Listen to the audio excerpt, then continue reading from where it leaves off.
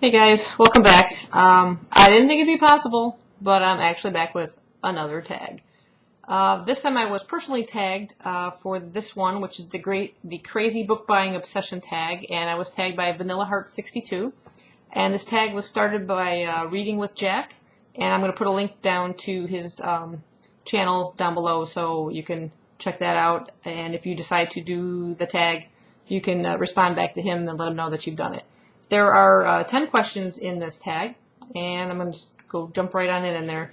The first question is, do you have an obsession with buying books? But gee, what do you think? Yes, we've had this discussion in one of my earlier videos. I am a bookaholic. I'd say I'm obsessed with books, with reading them. Finding out watching BookTube channels, going on Goodreads, reading all about books.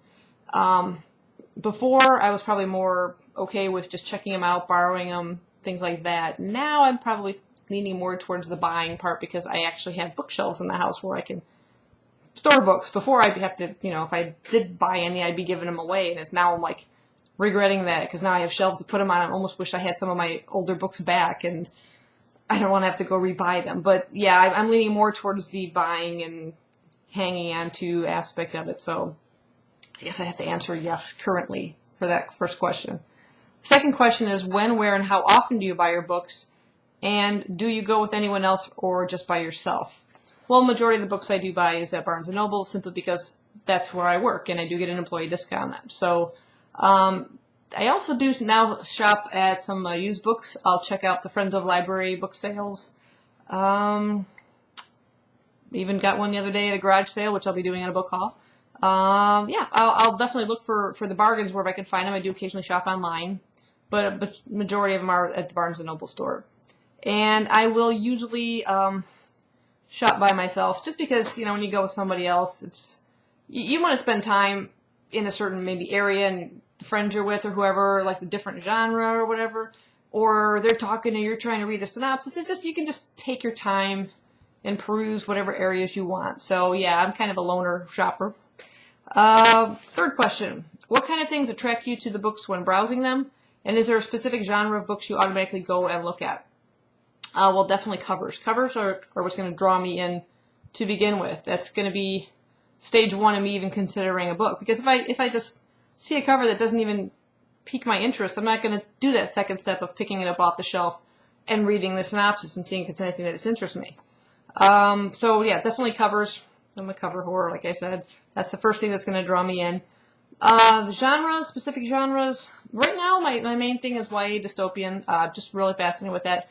Kind of a spin-off from my earlier likes of sci-fi, because it's futuristic creation of the author, but in a younger reader setting now, because they're just kind of, I don't know, there's just something about it that appeals to me currently. But I will occasionally, like I said, go back to my old favorites of sci-fi and mystery. Question 4. Do you prefer to buy new, used, or a mixture of both? Well, I prefer a new, first edition, signed by the author. Yeah, that'd be great. But, a mixture of both's fine. I'm not going to purposely, say I won't buy this unless I can get myself a first edition hardcover. I'm not a collector per se. I'm going to get the best deal on the best book I can. So if I've got a used hardcover and a new hardcover and the used is in perfectly good condition, why wouldn't I go for the used book? So it all depends on finances and if it's in fairly decent shape, I'm going to go for used. That's fine.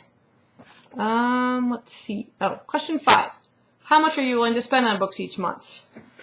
Well, currently I'm probably averaging around anywhere from 20 to 30, and I think I need to kind of cut that back. But I'm getting pretty good value for that money. So with shopping at, like I said, library sales and used bookshops, I'm doing pretty good for that amount. So I'm getting quite an amount of books for that. So number 6, have you ever gone on any book buying bans?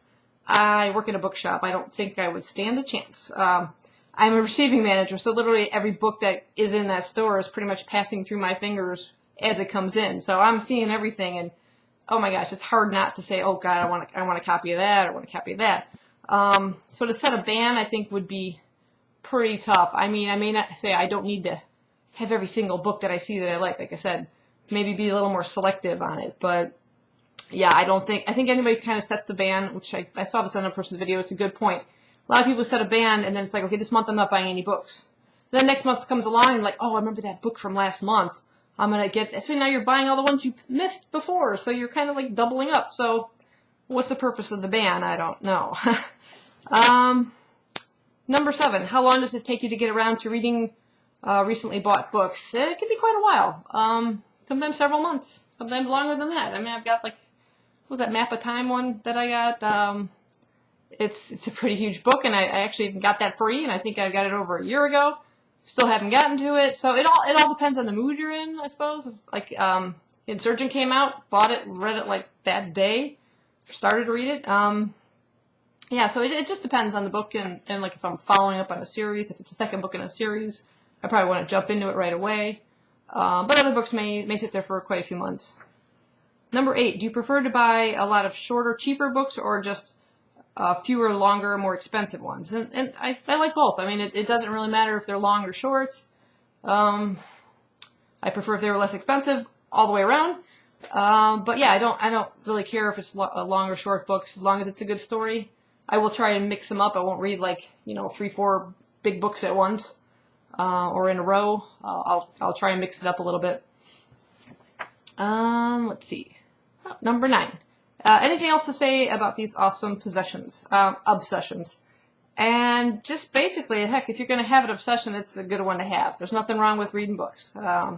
You learn things, you have some enjoyment, you're not hurting anyone. Yeah, best obsession to have.